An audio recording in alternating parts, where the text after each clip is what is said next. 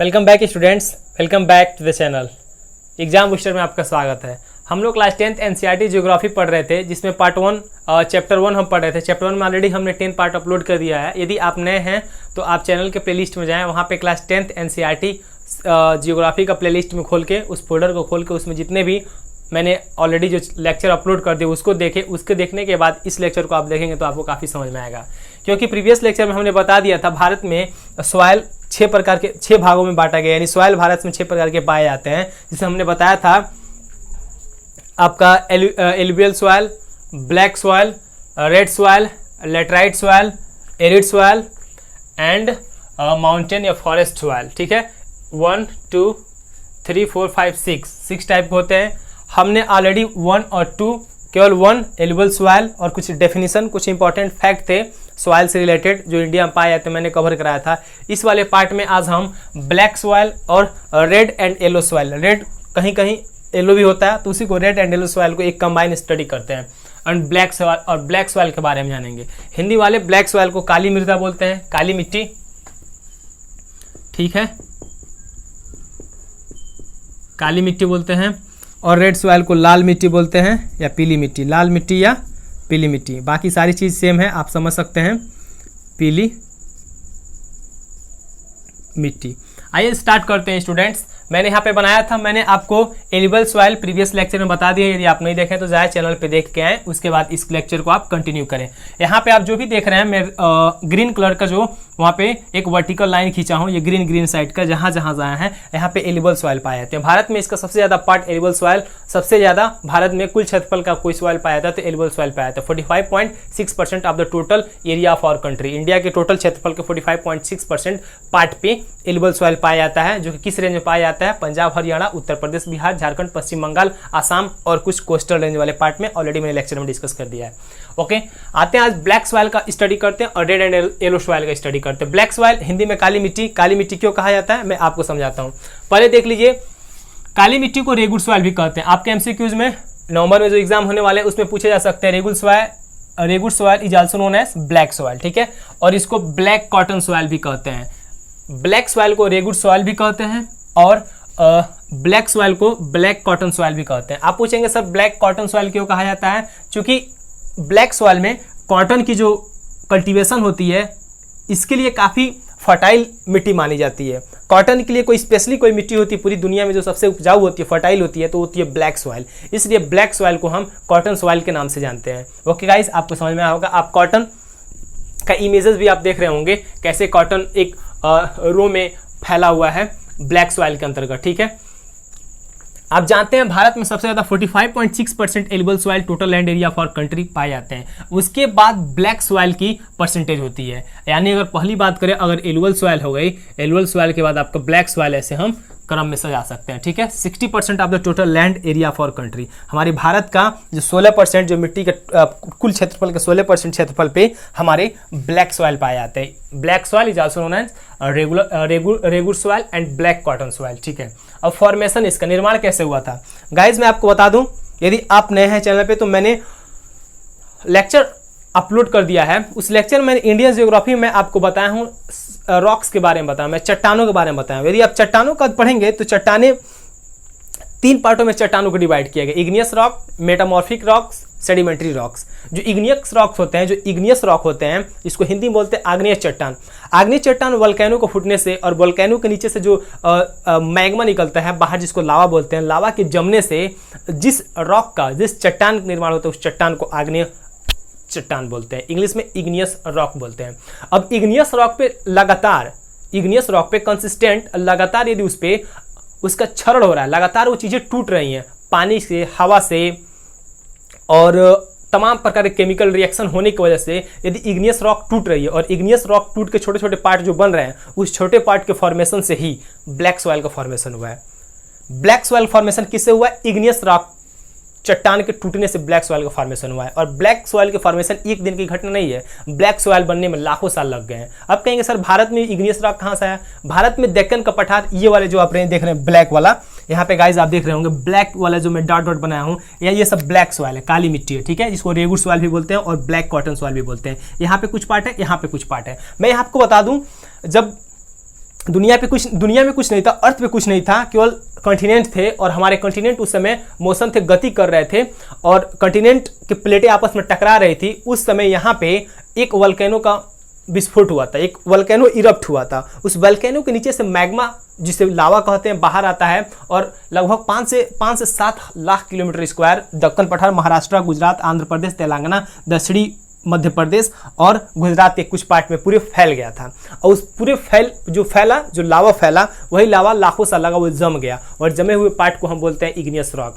और igneous rock को फिर लाखों साल तक उस इग्नियस रॉक पे कंसिस्टेंट प्रेशर, वाइंड, वाटर और तमाम केमिकल रिएक्शन की वजह से वो टूटते गए और टूट के अभी इसका काफ़ी ज़्यादा पार्ट टूट गया है। और टूटने से जो छोटे छोटे पार्ट होते हैं उससे जिस सॉइल का फॉर्मेशन हुआ उसी सॉइल को बोलते हैं black soil. I hope guys you all get it very well. ठीक है, तो weathering of the lava spread over large area, मतलब लावा भारत के उस लार्ज एरिया पर फैला था during the volcanic activity in the Deccan प्लेटू। इस डेक्कन प्लेटू वाले एरिया में वल्केनिक एक्टिविटी हुआ था। उस वल्केनिक एक्टिविटी के दौरान जो लावा बाहर आके पूरे 5 से 6 लाख किलोमीटर का स्क्वायर वाले एरिया में जो कवर किया था, उसी के वेदरिंग के मतलब उसी के क्षरण से, उसी के टूटने से जिस सॉइल का फॉर्मेशन हो उस सॉइल को बोलते हैं ब्लैक सॉइल। ठीक है, अब इसकी विशेषताएं क्या होती है? फीचर्स मतलब विशेषताएं। गाइस इसकी विशेषताएं क्या होती हैं? बहुत ही इंपॉर्टेंट है। It is very very and it is most important question for every students who is going to appear in the November first phase of the CBSE board examination. ठीक है, फीचर्स क्या है? रिच इन न्यूट्रिएंट्स, ये nutrients में काफी rich होते हैं। Nutrients मतलब पोषक तत्व, मिनरल्स, खनिज तत्व जो मिट्टी को फर्टिलिटी प्रदान करते हैं, मिट्टी को उपजाऊपन प्रदान करते हैं। तो कौन से मिनरल्स इसमें अधिक मात्रा में पाते हैं? CaCO3, calcium carbonate, magnesium carbonate, potash and lime. Again calcium carbonate, magnesium carbonate, potash और लाइम इसमें रिच मात्रा में पाए जाते हैं, मतलब प्लेंटी, बहुत प्रचुर मात्रा में पाए जाते हैं। ठीक है, पुअर इन फास्फोरिक कंटेंट, हमने एल्युवियल सॉइल में बताया था फास्फोरिक जो कंटेंट थी, फास्फोरिक जो एसिड था उसका वहाँ पे रिच था, उसकी प्रधानता थी। लेकिन यहाँ पे ब्लैक सॉइल में फास्फोरिक कंटेंट की काफ़ी कमी होती है, इसमें फास्फोरिक एसिड कम पाया जाता है, फास्फोरिक जो मिनरल्स होते हैं कम पाए जाते हैं।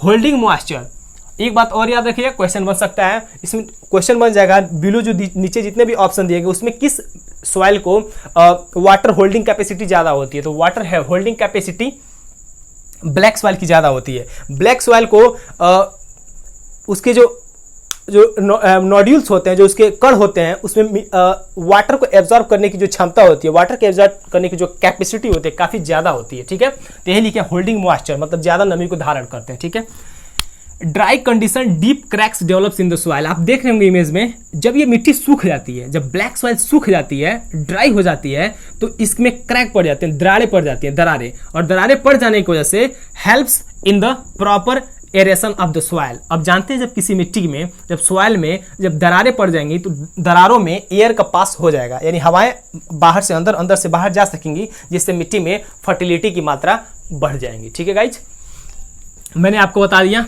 ठीक है, फिर करा वेट, जब ये मिट्टी सूखती है तो फट जाती है, लेकिन जब ये मिट्टी गीली होती है तो काफ़ी चिपचिपी हो जाती है, स्टिकी हो जाती है, चिपचिपी हो जाती है। अब चिपचिपी मिट्टी में क्या आप हल चला पाएंगे? क्या आप कोई मशीन चला पाएंगे? That is very difficult task to do any work like cultivation. जब वो चिपचिपी हो जाती है, जब वो वेट हो जाती है, जब स्टिकी जब हो जाती है, तो उस पर कल्टीवेशन से रिलेटेड जो काम किए जाते हैं काफ़ी डिफिकल्ट हो जाता है। ठीक है, अब आते हैं किस किस रीजन में पाए जाते हैं। मैंने ऑलरेडी बता दिया, जहाँ पे टेम्परेचर हाई, यहाँ पे जिस रेंज में पाए जाते हैं यहाँ पे टेम्परेचर हमेशा हाई होता है, लो रेनफॉल होता है, बारिश कम यहाँ पे होता है, टेम्परेचर काफ़ी ज़्यादा हाई होता है, और टेम्परेचर कम, टेम्परेचर ज़्यादा, बारिश कम। ठीक है, किस एरिया में? महाराष्ट्र में पाए जाते हैं, मध्य प्रदेश के पश्चिमी पार्ट में, कर्नाटका में, आंध्र प्रदेश में, गुजरात में, तमिलनाडु में। महाराष्ट्र है, गुजरात है, तमिलनाडु कुछ पार्ट है, नॉर्थ वाला, मध्य प्रदेश का साउथ वाला पार्ट है, तेलंगाना का पार्ट है, आंध्र प्रदेश का पार्ट है। ठीक है, ये वाले रेंज में, और छीटपुट यहाँ कर्नाटका साइड में भी पाए जाते हैं थोड़े थोड़े जगह पे। तो ये थे इसके रीजन। अब बात करते हैं स्टूडेंट्स, ये क्रॉप्स, इसमें कौन कौन से क्रॉप्स होंगे? ऑलरेडी मैंने बता दिया, इसे ब्लैक कॉटन सॉइल के नाम से जाना जाता है, मतलब black soil is also known as a black cotton soil, मतलब काली मिट्टी को काली कॉटन की मिट्टी के नाम से भी जानी जाती है। जाहिर सी बात है, जब कॉटन इसमें जुट गया तो इसमें कॉटन की खेती जबरदस्त होती होंगी। अंग्रेज आए तभी समझ गए थे इस मिट्टी में कॉटन बहुत ज़्यादा होगा, और अंग्रेजों ने ही इसमें कॉटन की पैदावार की स्टार्ट की। और इससे पहले भी होता था, प्राचीन काल में भी हमारे यहाँ होता था। और यहाँ से वो लोग जो एक प्योर कॉटन होता है हमारे देश में बहुत तगड़ा होता है। हमारे यहाँ पे जो शुद्ध कॉटन की खेती होती है ज़बरदस्त होती है, तो अंग्रेजों ने अधिक से अधिक हमारे देश का शोषण करना चाहा इस प्योर कॉटन का इस्तेमाल करके, ठीक है। तो यहाँ पे cotton is the most important crop of the black soil. काली मिट्टी में सबसे ज़्यादा इंपॉर्टेंट कोई फसल होती है तो कॉटन होती है, उसके बाद गेहूं भी हो सकता है, थोड़ा बहुत शुगर केन गन्ना भी हो सकता है, टोबैको तंबाकू भी हो सकता है, और ऑयल सीड्स, और कुछ पार्ट क्या बोलते हैं आपके बीज वाले तेल के भी कुछ पार्ट हो सकते हैं, ठीक है। अब आगे देखते हैं गाइज, आगे देख सकते हैं आप, इसका इमेज भी आप देख रहे होंगे। तो ये रहे थे ब्लैक सॉइल का, मैंने आपको बता दिया लोकेशन कहाँ कहाँ किस रीजन में पाए जाते हैं, इसका फॉर्मेशन कैसे हुआ है, और किस इसमें प्रॉपर्टीज, इसकी विशेषताएं क्या होती हैं, इसमें किस मिनरल्स किस न्यूट्रिशंस की रिच होती है, किसकी लैक होती है, किसकी कमी होती है, किसकी प्रधानता होती है। आई ऑल टोल्ड यू, ठीक है, मैंने आपको सारी चीज़ें बता दी हैं। Come to the another part, red and yellow soil, लाल और पीली मिट्टी, लाल और पीली मिट्टी, लाल ही बोलते हैं या पीली, दोनों, कहीं कहीं लाल कहीं कहीं पीली मिट्टी, ठीक है। कितना area, 3.5 lakh kilometre square, 3.5 lakh kilometre square, और total land area of the Bharat मतलब 10.6%, 10.6% एरिया में रेड एंड येलो सॉइल पाए जाते हैं, रेड और येलो सॉइल। ये देख रहे होंगे आप, कहोगे सर ब्लैक में आप बोले तो 16% पाया था, लेकिन आप बहुत कम बनाए। देखिए स्टूडेंट्स, बनाने में थोड़ा सा इधर उधर हो सकता है, ठीक है, और इसमें भी चीज़ें, यहाँ भी ब्लैक कहीं जगह है, यहाँ भी कहीं जगह ब्लैक सॉइल है, तो बनाने में कुछ दिक्कतें हो गई हैं, और दिक्कतें हुई भी नहीं है, सही है, दिक्कतें इसलिए नहीं हुई क्योंकि छूट फूट जगह है, तो यहाँ पे ओवरऑल मैप में नहीं दिखाया जाता है, जो ज़्यादा जिस रेंज में पाया जाता है मिट्टी से ज़्यादा दिखाया जाता है, इसलिए ब्लैक सॉइल दूसरे नंबर पर आता है, तीसरे नंबर पर येलो सॉइल आता है, 10.6%, 3.5 लाख किलोमीटर स्क्वायर एरिया में पाया जाता है। और मैंने यहाँ पे रेड कलर का जो बनाया हूँ, यहाँ पे लिखा हुआ रेड सॉइल, ये जो रेड कलर के हैं ये रेड सॉइल के ही पार्ट है, और रेड सॉइल इसमें पाया जाता है, ठीक है। अब आते हैं फॉर्मेशन देखते हैं। फॉर्मेशन हुआ है weathering of ancient crystalline igneous rock. Guys, जैसे मैंने आपको बताया था ब्लैक सॉइल का फॉर्मेशन इग्नियस रॉक के टूटने से होता है, और मैंने आपको ये भी बताया था रॉक्स जो होते हैं, चट्टाने होती है, 3 टाइप की होती है, इग्नियस रॉक्स, सेडिमेंट्री रॉक्स और मेटामॉर्फिक रॉक्स, आग्नेय चट्टान, अवसादी चट्टान और कायांतरित चट्टान, ठीक है। तो ये जो रेड सॉइल का जो फॉर्मेशन हुआ है वो क्रिस्टलाइन इग्नियस रॉक यानी मेटामॉर्फिक रॉक्स के टूटने से, मेटामॉर्फिक्स मतलब कयांतरित चट्टानों के टूटने से इसका निर्माण हुआ है, और थोड़े बहुत पार्ट इग्नियस रॉक्स के टूटने से भी रेड सॉइल का फॉर्मेशन हुआ है, रेड सॉइल का निर्माण हुआ है। मैं आपको जब वर्ल्ड जियोग्राफी पढ़ाऊंगा, या यदि आप क्लास 9th में होते तो क्लास 9th में आपको पढ़ाया होता है, ठीक है, या क्लास 9th का मैं जब आपको लेक्चर प्रोवाइड कराऊंगा तो आप वहां जाके समझ सकते हैं। यदि आप सिविल सर्विसेज की तैयारी करना चाहते हैं तो आपके लिए बहुत बेनिफिशियल होने वाला है गाइस। आइए स्टार्ट करते हैं आगे फिर। Weathering of ancient crystalline igneous rocks, प्राचीन मेटामॉर्फिक चट्टानों के टूटने से इसका फॉर्मेशन हुआ रेड एंड येलो सॉइल का, ठीक है। फीचर्स क्या है, इसकी विशेषताएं क्या होती है स्टूडेंट्स?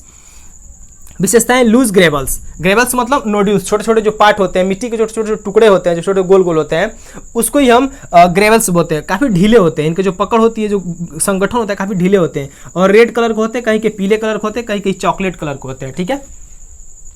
अब बोल रहा है deficient in the phosphoric acid, यहाँ पे मैं बताया था फास्फोरिक एसिड यहाँ भी कमी होती है। फास्फोरिक एसिड सबसे ज़्यादा कहाँ पाया जाता है? एलुवियल सॉइल में पाया जाता है, और ब्लैक सॉइल में फास्फोरिक एसिड की कमी थी। यहाँ भी क्या कह रहा है, डिफिशियंट, कमी होता है फास्फोरिक एसिड का। ऑर्गेनिक मैटर मतलब जीव वाले जो पदार्थ हैं, जो बायोटिक कंपोनेंट्स हैं, उस बायोटिक कंपोनेंट्स का इसमें कमी होता है, किसमें? रेड सॉइल में, ठीक है। अब और क्या बोलते हैं, हाइड्रोजेनियस मटेरियल यानी नाइट्रोजेनियस मटेरियल मतलब जिस कंपोनेंट्स में, जिस ऑर्गेनिक मैटर में, जिस बायोटिक कंपोनेंट में नाइट्रोजन की मात्रा ज़्यादा पाई जाती है, उसकी इसमें कमी होती है, किसमें? रेड एंड येलो सॉइल में, ठीक है। तो इसमें अधिक होता क्या है? बट रिच इन पोटास, इसमें पोटास सबसे ज़्यादा होता है। क्या होता है इसमें? पोटास सबसे ज़्यादा होता है, ठीक है। आपने देख लिया। अब कहेंगे सर आपने फॉर्मेशन बता दिया, आपने फीचर भी बता दिया। फॉर्मेशन किससे बना है? अब बताएं, मेटामॉर्फिक रॉक से। फीचर क्या क्या होती है? लूज होते हैं, red colour, yellow colour, chocolate colour भी होते हैं। फास्फोरिक एसिड और ऑर्गेनिक मैटर्स का इसमें, और नाइट्रोजेनियस मटेरियल की कमी होती है, बट रिच इन पोटास में इसमें प्लेंटी अधिकता होती है। अब इसमें कौन कौन से क्रॉप्स होंगे, कौन कौन से फसल होंगे, आप जानना चाहते होंगे।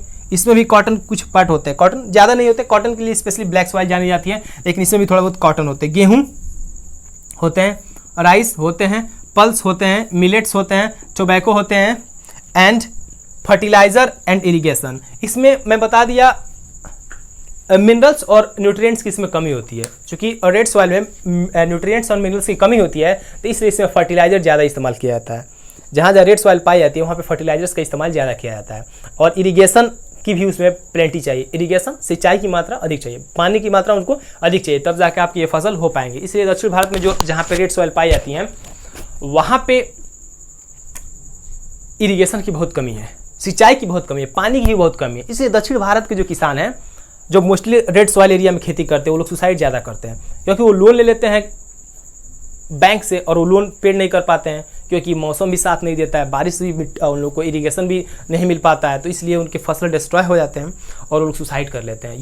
ये मैं रेड सॉइल वाले एरिया के बारे में बात कर रहा हूँ, ठीक है। काफ़ी वहाँ पे कल्टीवेशन करना काफ़ी कॉस्टली पड़ जाता है, ठीक है।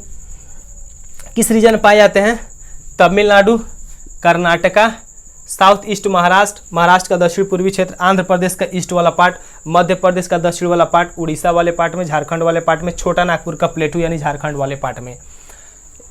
Tamil Nadu, Karnataka, south east, Andhra Pradesh, eastern MP, Orissa, Jharkhand, छोटा नागपुर, प्लेटू और आपका हाँ हो गया। आप कहेंगे सर आपने यहाँ भी तो मध्य प्रदेश का नाम लिया था, महाराष्ट्र का नाम लिया था, कर्नाटक का नाम लिया था, आंध्र प्रदेश का नाम लिया था, गुजरात का नाम लिया था, तमिलनाडु का नाम लिया था, लेकिन यहाँ भी आप मध्य प्रदेश का नाम ले रहे थे, महाराष्ट्र का, आंध्र प्रदेश का, कर्नाटक का ले रहे हैं। देखिए स्टूडेंट्स, जो मिट्टी होती हैं, अब मैं आपको पढ़ा रहा हूँ डिवाइड करके, तो यहाँ पे बता रहा हूँ ऐसे डिवाइड किया गया। जब फिजिकल रूप से भारत का बनावट हो रहा था तो ऊपर वाले ये नहीं कहते भाई कर्नाटक में तुम सिर्फ ब्लैक सॉइल रहोगे, यार तुम तमिलनाडु में केवल रेड सॉइल रहोगे, ऐसा नहीं। छीट-फूट थोड़े थोड़े मात्रा में हर जगह फैले हुए हैं, हर जगह कहीं ना कहीं फैले हुए, इसलिए सबका नाम मैं लिख रहा हूँ, ठीक है। लेकिन मोस्ट ऑफ ऑल जो क्वेश्चन बनते हैं, मतलब मोस्टली जो क्वेश्चन बनते हैं वो वहाँ पे मोटा मोटी ऐसे लिखा जाता है, ठीक है। देखिए यहाँ भी तो आपका प्लेन वाले एरिबल सॉइल पाए जाते हैं, यहाँ भी तो पाए जाते हैं, ठीक है, और कुछ पार्ट यहाँ भी पाए जाते हैं, इसमें भी कई जगह पाए जाते हैं। तो इसका मतलब क्या हुआ? मतलब बस मोटा मोटी जहाँ पे अधिकता ज़्यादा है जिस मिट्टी की, इसलिए वहाँ के यहाँ पे मैप में दर्शाएगा और बताएगा। उम्मीद करते हैं गाइस आप अच्छे होंगे, और चैनल पे नए हैं तो प्लीज़ चैनल को सब्सक्राइब करें और वीडियो को प्लीज़ लाइक करना ना भूलें, और जितना अधिक से अधिक हो सके आप शेयर करें।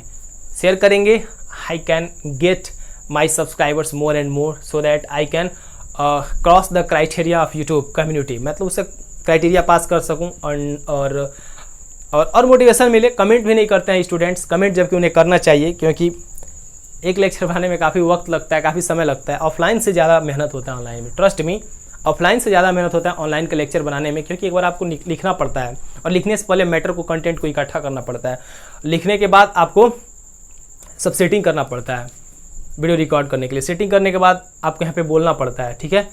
तो काम बहुत ज़्यादा बढ़ जाते हैं, यानी वर्क डबल हो जाते हैं, और स्टूडेंट्स को लगता है ऑनलाइन पढ़ा रहे हैं मतलब ज़्यादा मतलब मेहनत नहीं पड़ता होगा, नहीं, हार्ड और काफ़ी ज़्यादा एफर्ट लगाने पड़ते हैं ऑफलाइन के मतलब तुलना में, ज़्यादा इसमें एफर्ट होते हैं। इसलिए प्लीज़ वीडियो को देखें तो पूरा देखें, और जितना अधिक से अधिक हो सके शेयर करें 10th वाले बच्चों के लिए।